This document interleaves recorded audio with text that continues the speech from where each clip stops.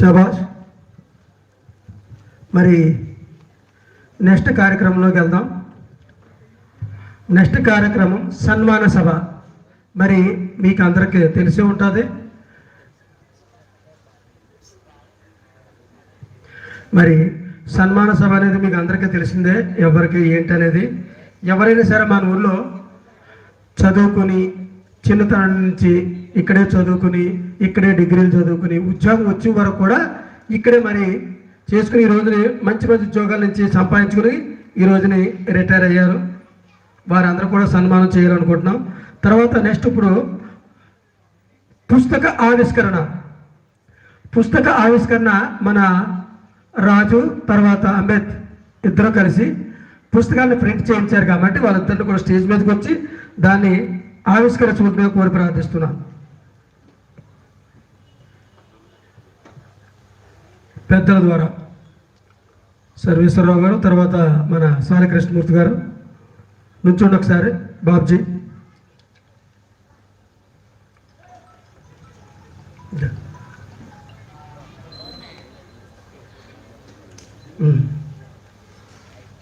అందరికి ఒక్కోటి ఇవ్వండి. ఇక్కడ పై వరకు ఇచ్చి మరి కింద వరకు ఇచ్చుకుంటే పంట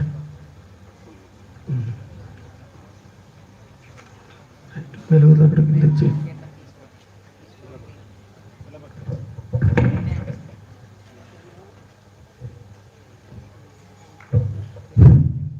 మరి ఈ పుస్తకావిష్కరణ చేయడానికి మెయిన్ కారణం ఏంటంటే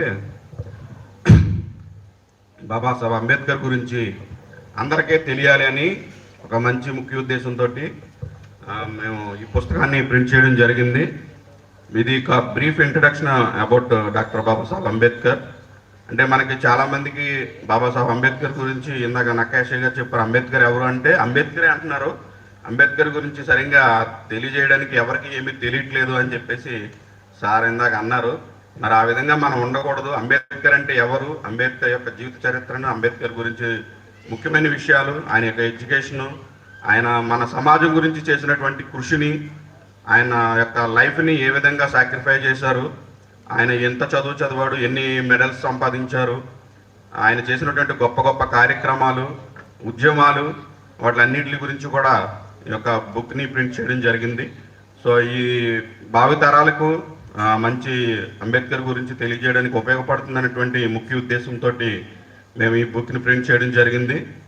సో మా ఎంప్లాయీస్ అసోసియేషన్ అందరికీ కూడా ఈ ఆర్థికంగా సహాయం చేసినందుకు ధన్యవాదాలు తెలియజేసుకుంటున్నాను. Thank you. పంచులు అందరికి ఇచ్చాను సార్ కిందకి వెళ్ళి.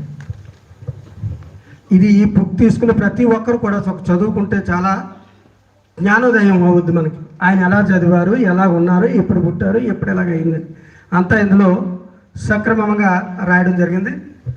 మరి నెక్స్ట్